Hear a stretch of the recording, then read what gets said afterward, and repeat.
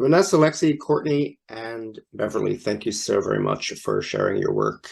I was definitely pretty thrilled to hear everything you've been working on and the humor that you brought to it. Thank you so much. And this was a lovely way to round out the presentations by Ashley, Melody, and Andrew. So we're going to be shifting to the general meeting at this point. The purpose of the meeting is for socializing, networking, and to be able to compare and find support for amongst each other for the qualitative and quantitative research that we are doing. Has attended today. If you do want CEUs, you need to click on this link and fill out a very short evaluation. It is a standard practice for most CEU organizations.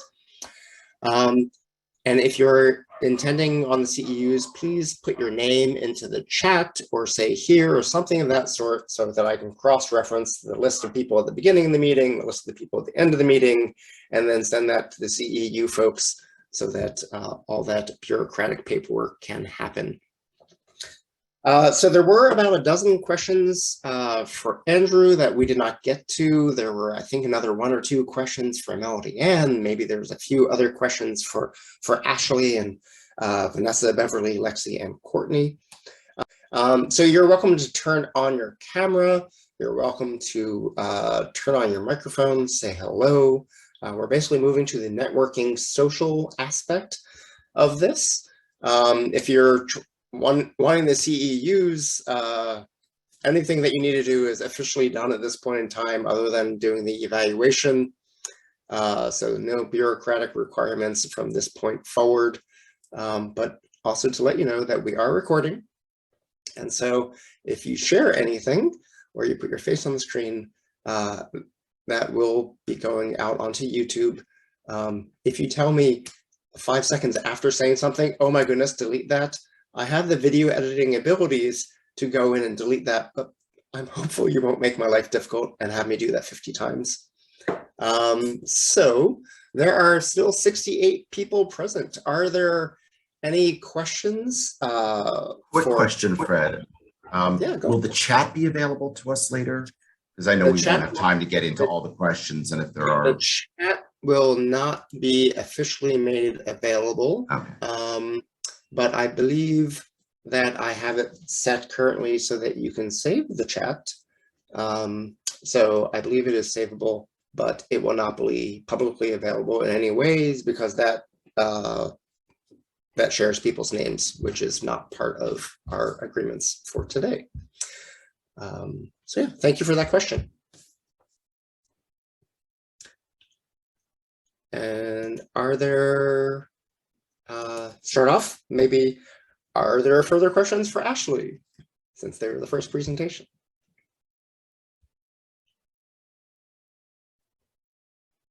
Or second being Melody M. And then there are also the research that they did with Yosinio, who unfortunately wasn't able to be here today. I actually did have a question for Ashley. Go for it. Which was whether your research explored trauma awareness and also disability awareness in DM. The trauma issue did come up again with dungeon monitors dealing with the concerned onlooker, and sometimes spending time to talk about what was triggering them by watching a specific scene. Disability awareness did not come up in the interviews. That's something interesting to look at in the future. Thank you. And so just to answer some of the bureaucratic questions that I'm getting in the chat thread, if you had difficulty registering for the CEUs, as long as you put your name in the chat in the beginning, you put your name in the chat at the end, we will help coordinate and figure that out for you. Officially, you're supposed to have paid by 15 minutes in, but we can generally figure it out. So 99% promise we will figure that out. Cool. Any other thoughts or questions for any of the presenters today? Yeah, so I had two questions. The question for Vanessa was about I love the scale that you presented, and I do presentations and trainings to. I work for Kaiser Permanente, and it's a medical institution, and I do training specifically to their psychiatrists on kink issues. So when they get their residents and their fellows, I do trainings on kink issues. And I thought that this would be a really great space to be able to utilize a scale like this for the future. So my question is, would there be any type of training developed to administer the tool to medical professionals or to other professionals? Our hope is that they wouldn't even require training. We would have similar to if you've ever used a Beck depression inventory, where it's just got a little brief, answer these questions, and then at the end it's got like some scoring criteria. If you've ever taken the Harvard implicit bias test, which they've got like 20 different categories, kink is not one of them, but they do have one about gender identity and sexual orientation identity on there. Those are actually just supposed to be self-references. So you take it, you get your feedback, which usually says, you are more biased towards this way or that way, and then later you do some work on that issue, and then you take it again to see how are you faring now. And so that's how I was envisioning it being used, not so much as a like, hey, you're bad, you're biased, but like feedback for yourself about what areas you might need to grow in. Yeah. So what I was thinking like the applicability to it, to how I do trainings, it will be like kind of like a pre-test. So here's a little test for you to take before you take in the training and see what comes up. You know? And then maybe like a couple of weeks later, do kind of like, hey, after you took that training, after you thought about it, send in the survey again to see if there's any. Absolutely. That's how the questions are worded on there. The items are worded to measure your own awareness, knowledge, and attitudes, which you would expect to change after doing some bias training around that area of knowledge. Wonderful, wonderful. I really look forward to that. Great. And then my second question was to Andrew. Hi, Andrew. My question was with regards to your experience working specifically with trauma. I was wondering if the model that you presented had ever been something that you tried out with people of trans experience.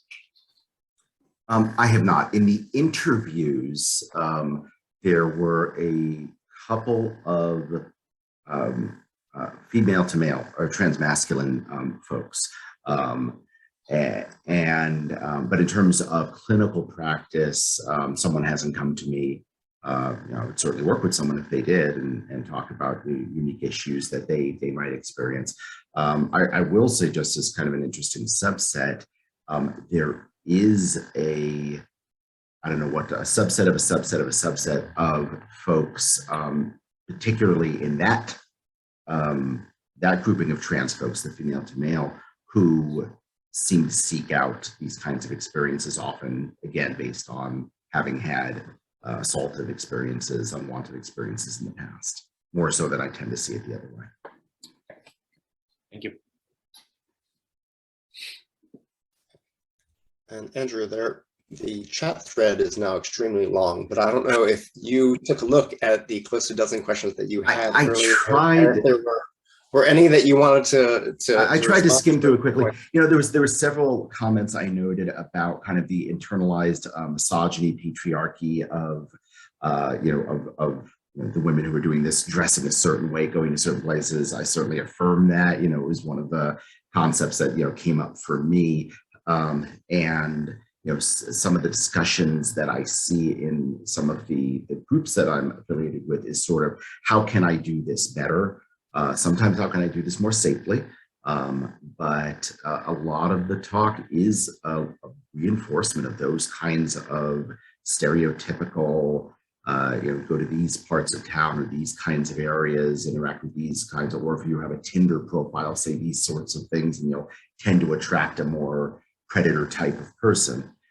So that, I think that's just a societal stereotypical reinforcement. Someone asked the same question that Carlos just asked, which I think I've answered. And I know Francesca had mentioned the work that she does, which I'm very interested in hearing more about. And as well as anyone else, my experience is I'm kind of out here alone doing this thing, and it is really only in these specific groups that I ever run into anyone who either understands or is maybe doing some version of that work. So if any of you are those people, please reach out to me. I'd love to be able to hear more from people who get this or maybe are working with it themselves. Cool. Thank you. And perhaps just to help people, if you could put your contact info or any way you would be open to people reaching out to you for all the presenters, actually, if you want to toss that into the chat yet again. And then Francesca, I see your hand. Just a quick thing. I got a message about evaluation not opening. There are 100 people attending today. At the time of that question, 53 people had just logged off. It is possible 53 people were all trying to do the evaluation at the exact same moment. And robots can only think so quickly. So please try again in a minute or two. So it opened for some people, apparently not for all. And I'm thinking because it was 53 people trying to do it all at the exact same moment in time. Francesca, you have a question. I do, for Vanessa and team, and thank you for that, great scale that you're developing. And I can hardly wait to get my hands on it. Is when people are opting out, and what I thought I heard you say is that sense of the very people that we're wanting to reach and assess are actually dropping out in horror. Is there some way to have like another page that says, thank you, and are any of these reasons why you're leaving? Just to even have one more sense of, is it discomfort? Is it busyness? Is it, whatever, so that you can actually capture, and then maybe even something that says, can we contact you personally later, for maybe a more qualitative interview?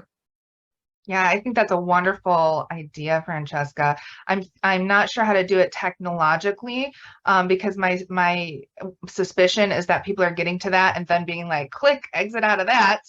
That doesn't seem work safe. And then we're not really even getting that opportunity to debrief or do a qualitative with them. So there might be maybe a way to do that in the informed consent section where we're asking people. But see, in order to do that, you'd have to identify them so that you could reach out to them. So if anyone has any ideas on how to implement that from a technological, still ethical standpoint, we are definitely open to that. This sounds like a wonderful question to put forward to the listserv and see if someone could respond. A techie. Thank you. Sorry, I have a question for Andrew. I really loved your presentation. I work with couples and individuals in Philadelphia, and I've read about, this type of work and re-experiencing with clients, but haven't done much of it myself, but I'm very curious. And I was wondering if in your work you've ever come across any contraindications for when this wouldn't be appropriate to do with a client. Oh, I did see that question. That was you. Yeah. I did a much longer presentation about a week ago, and that same question came up. Yeah, I think I would say the same thing that I would say to any of my trauma clients in any of the what I would consider phase 2 work that we're doing. I want to make sure that they have stability, that they have skills to ground themselves, that they have methodology to do that, they understand their bodies.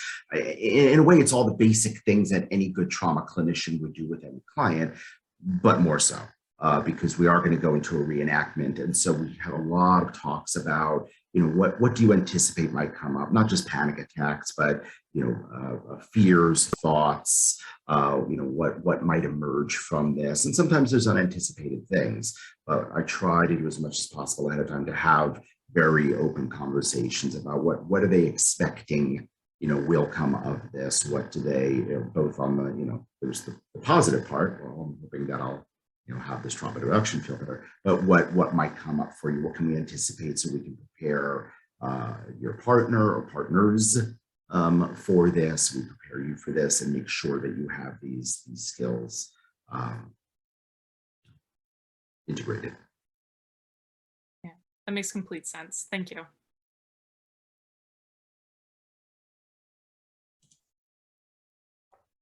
As I said before, anyone who wants to email me or reach out to me, my website has my contact number and email. So feel free to reach out to me privately.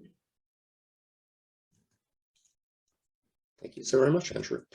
And so I personally have flexibility in my schedule today, so I have no rush. I can stay here till the top of the hour, but in no way does that mean that I'm implying or expecting anyone else to be able to have the same flexibility.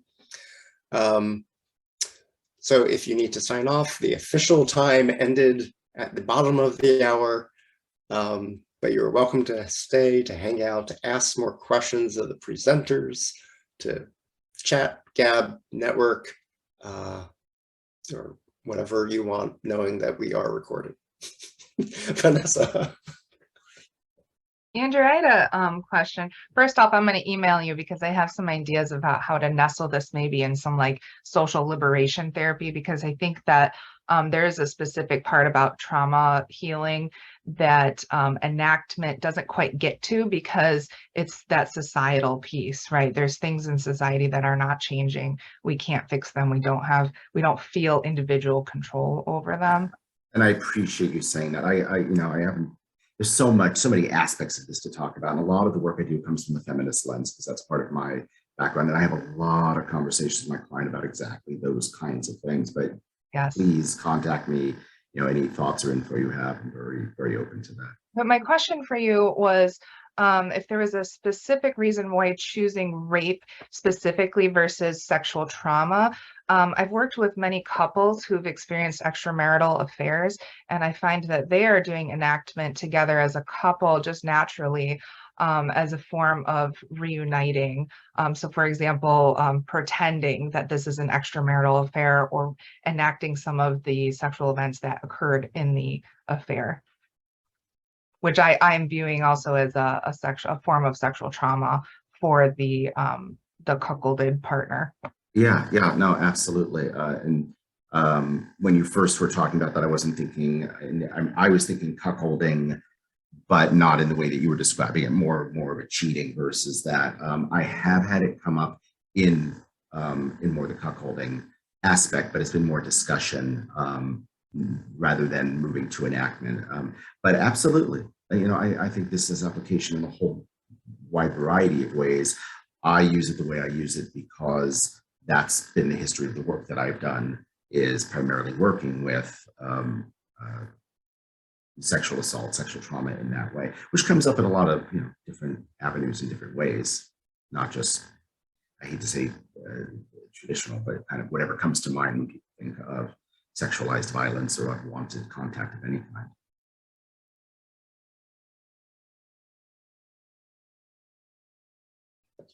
Also, I really want to thank Melody Ann for the presentation. And I love your presentation that you did at the New York City Alt-Sex NYC. Alt-Sex New York City. It was wonderful, and so I'm thrilled that you represented that work today. And what you talked about, definitely, it helped me personally with my own pain management, like when I went through cancer and when I went through surgeries and all those things. And when the physicians were continually throwing opioids at me and telling me that I should be taking all these pharmaceutical products, I was like, no, I know meditation techniques, I know breathing techniques. Like I've assisted many bottom masochists over the years. Like I understand how to process pain, and it's specifically understanding how to process pain in the kink world that helped me process medical pain. and then my own chronic pain that continues to the day. And so I personally hope that you will publish at least a booklet or a paper or something, because I think it's yet another way that the kink community could help the world beyond continuing to talk about consent, which is wonderful, but to be able to talk about how kink could be beneficial in these other ways. I hope you will do that future work and publishing. Thank you for saying that, Frederick, because I was thinking the same thing. I'm not sure if other people have this in other states, but in Michigan, it is required to get chronic pain CE credits, and they are the most boring CEs I can talk about. And it's always about, hey, don't do opioids. Right. And I'm like, that is not helpful to me as a psychologist. Okay. So I would love to see some specific information to affirm that this is a potential alternative strategy for my clients who are experiencing chronic pain. Yeah, absolutely.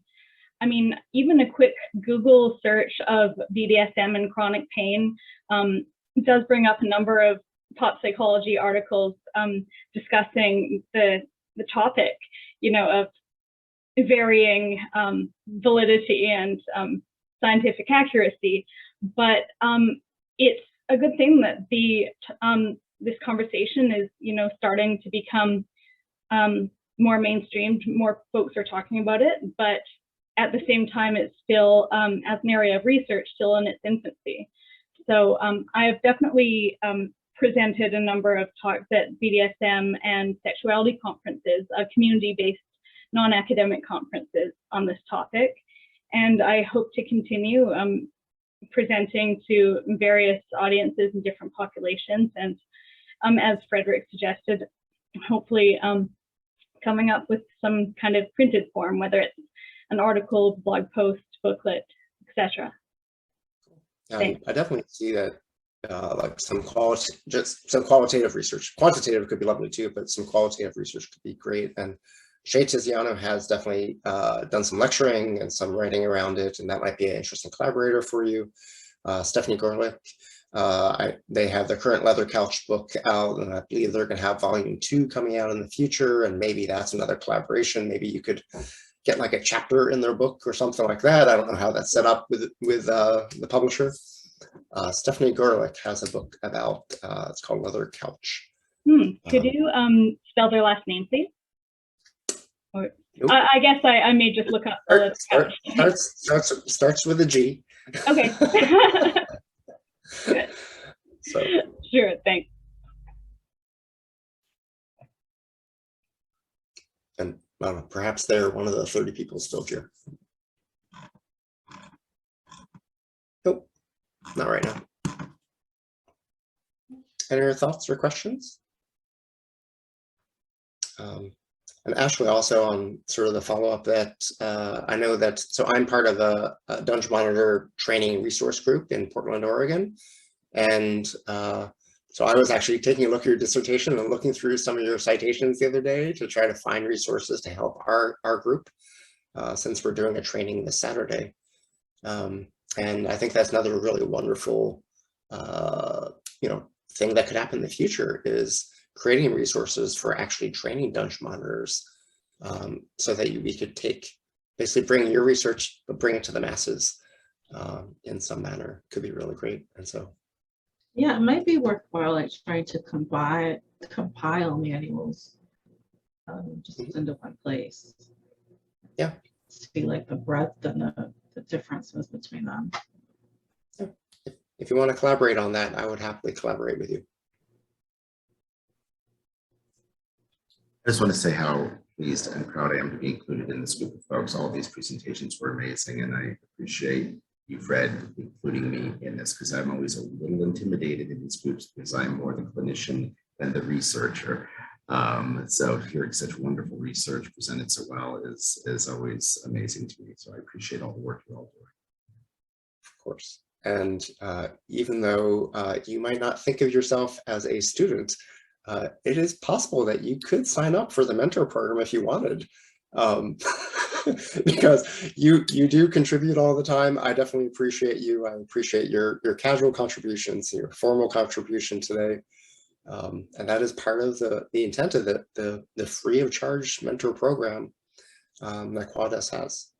So I thought you were awesome. So, good job.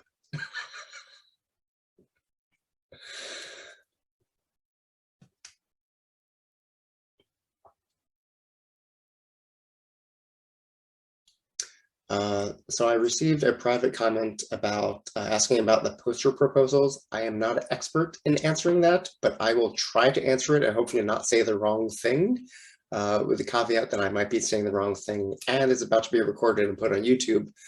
I believe the poster submissions are still being accepted. I forget the deadline, but maybe September, maybe.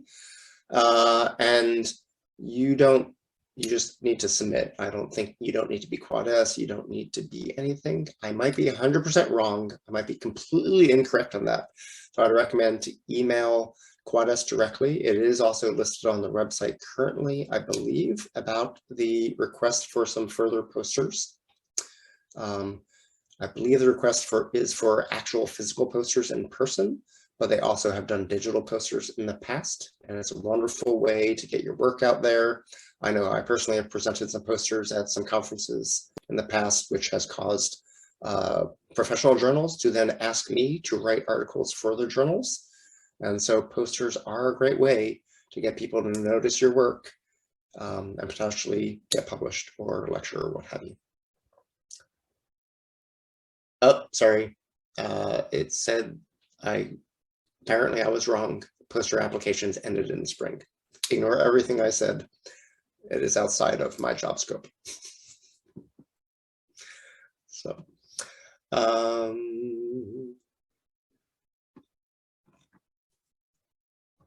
cool. Well, thank you everyone for being here. As I said, I can stay for another 3 minutes to the top of the hour. At that point in time, I will close the Zoom.